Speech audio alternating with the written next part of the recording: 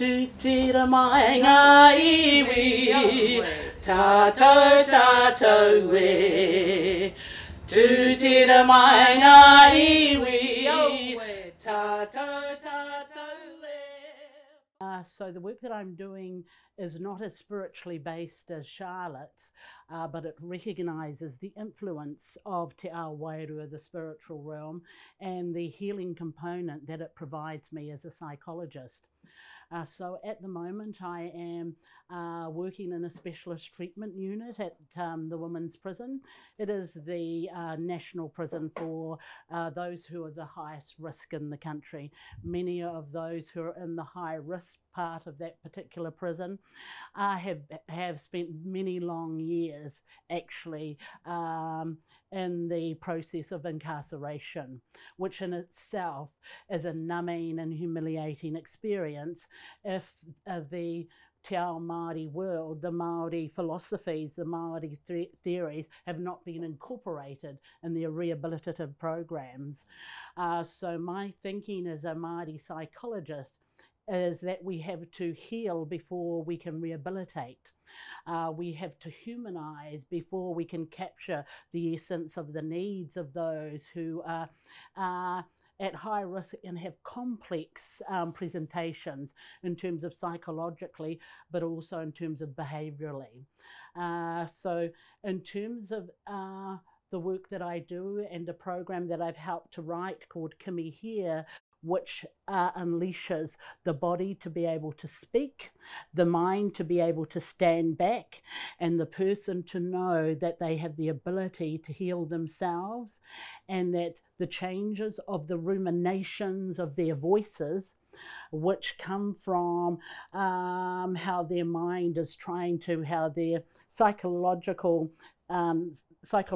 the mind is trying to interpret what is happening, has created a disjuncture between knowing their wellness and being able to access that, and being able to step aside and recognise that they are the rangatira, the leaders of their own healing, creates the inability to capture the true essence of their voice, and that we use processes, as we do as psychologists, to be able to talk to the mind, address what's happening psychologically, so then, as Charlotte does, we can go to the true essence of the person. So that's some of the work that I'm doing there.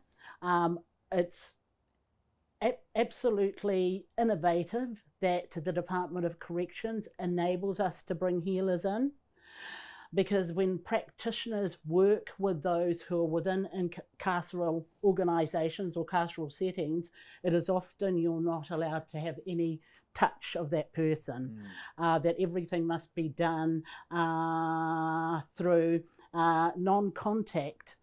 However, it is the touch and the healing through the body that releases and enables the person to capture a positive essence of themselves. However, body work can be done in ways that the woman can access that, so they can do dance, they can do yoga and Pilates, so to be able to access their own bodies and begin to be the sovereign of their body through simple processes of enabling what we call the eye, or the divine spark, to come within them. What I do here at Oho Mairangi is that we're on a journey in terms of Gabor Mate's compassionate inquiry, which for us as Māori works because it enables us, for us as Māori, because we have epigenetic trauma, which is carried through physically, psychologically and spiritually from nearly 4 generations of colonisation.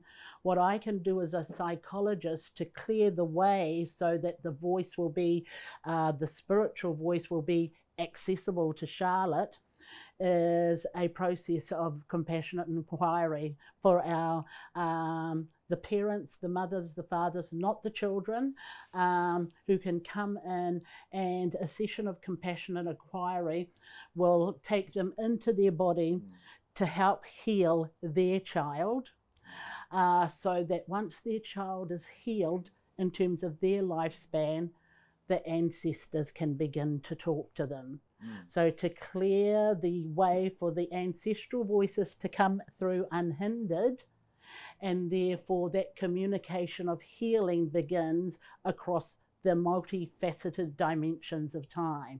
That's really all I do, is to clear away the muddied waters of their lives, which we address without judgment, which we give with aroha, compassion and love, to be able to hear with them and travel with them. And then during that process, their ears can open to the sounds of their ancestors and those who stand beside them. Yes, so that's really all I do, is the calming and resetting. The person does it all themselves to provide the tools that they open themselves up to their huge potentiality of who they are. And it's often there's tension when we offer that process to be able to rehabilitate a person, to be able to heal a person, to be able to say maybe medication will stabilize this person, but also we need to do this work as well. So for Lynn and I as psychologists, it's been a 40-year battle. And for our tohunga, our healers, that battle has even been longer, to recapture the essence of our people and to be able to heal our people so that they can stand tall in their mana, their authority, their status and their prestige, and know that they no longer need to kill themselves to ease the pain that they feel. So you talk about the 40-year fight. With who? With medical starting at university, doing psychology as a degree and being told, oh, this is anthropological, this is sociological when you've written this assignment, this essay, this is not psychology. Well, you know, how rigid that psychology has become only part of the head. It's very Descartian. That we say as Māori, psychologist is not only the whole body, it's the environment, it's the peopled environment, it is everything that surrounds you. And if you look into all of that whole encompassing context, that is where the healing and the resetting of people sits. Can you talk to us a little bit about your vision of the third eye? What does it mean for you, and how do you help people with this concept that we are aware of? Right, so I don't work within the third eye, because if I took that to the prison, then they'd look at me as if I was crazy. So as a psychologist, I have to suggest the notion of a third eye by aligning it with psychological theory and practice. But also because now there are many organisations that have an affinity with what we talk about in terms of the Maori approach, the Indigenous approach to healing. They are ready to hear, but sometimes not ready to put that into an intervention process. The third eye, where does it live? It actually initially lives within the child. However, if the child has experienced unaddressed trauma, an event that was not nurtured or unpacked as a child, then slowly the third eye closes as a form of protection. So when I'm working with individuals, so I don't work with whānau in terms of compassionate inquiry, I usually tell them that we will look at their childhood, which is the beginning of whatever troubles them. But I'd never say, I'm opening your third eye, because that would be in itself a trauma for them, not knowing what that is and what to expect. And it is for Charlotte to do that, because her process aligns with a spiritual awakening, which can be unhelpful if the person can't manage it. So all I open is the channel to their childhood wherein their third eye might have closed to protect. And what I find in people who have had a lifetime of trauma, risk, abuse, is that they've closed that third eye, they've put their spirit, their wairua, their essence away in a lead container, because that is where their power but their vulnerability also sits. So it's about creating, through curiosity and kindness, the ability for them to let go of that.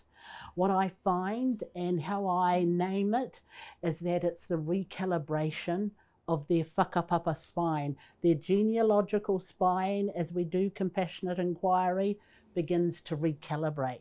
So it begins physically in the spine, and you know that you've now connected the wairua, the spirit, to the hinengaro, the mind, but more importantly to the heart and the puku, which are really the conduits of healing, and can say to the mind, just take a step back and have a rest so that we can find ourselves again. So the rongoa ngākau is for me my critical signposting, the navigation spot, the compass point that I will say to people, this is the healing of your heart. And then they know. I don't say, this is the opening of your third eye, because then they're like, oh, you can see them. They are, for a moment, catch themselves. That can be quite confronting. They can just manage their psychological beingness rather than to have a spiritual beingness opened up. How will they focus? They go gently into that. Well, I suppose trauma begins to sit in the RNA, because trauma comes from an environmental impact. So we often talk about nature and nurture. There is no trauma gene in the DNA. However, within the RNA, which is the adaptive part of our genetic makeup that adapts to the environment, trauma sits there physiologically. We had a wonderful, I can't remember her name, a wonderful woman who was an anthropologist. She was First Nations from America, Arizona, I think. I can't absolutely remember, but she came to New Zealand to do a sabbatical. Her hypothesis, she worked with highly stressed First Nations mothers in America. And what she found at birth was, well, what she hypothesized is that at birth, a First Nations mother would have high levels of cortisone, and when her baby was born, that cortisol, her baby would also have those high levels. The cortisol, which helped people survive, but as a response to stress.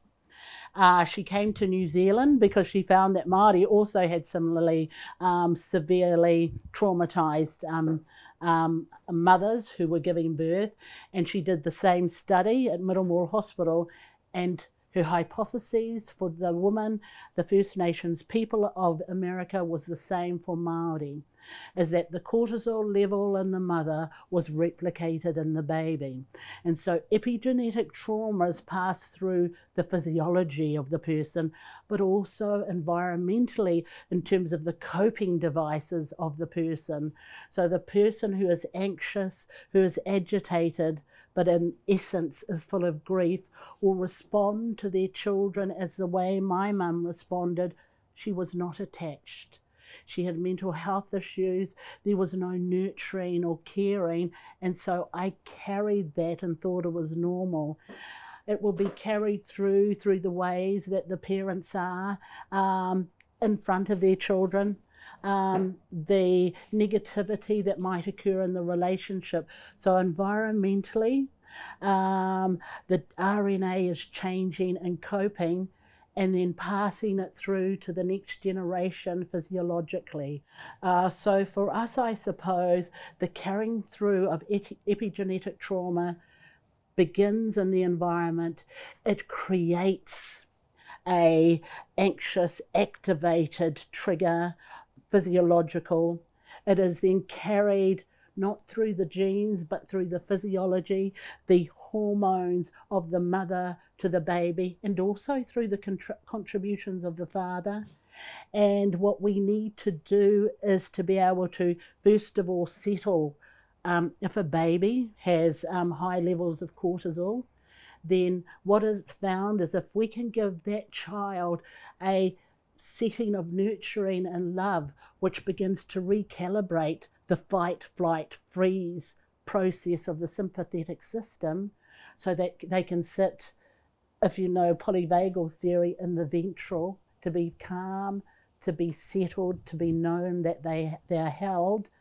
Then the passing of epigenetic trauma begins to quell. So we provide good parenting processes. This is what we do at Oho Mairangi. We have parenting processes to help parents to know how to settle themselves and their children. So that's how we heal epigenetic trauma and trauma in the here and now, from providing safety for the physiology and for the environment, so that nature nurture can be reset.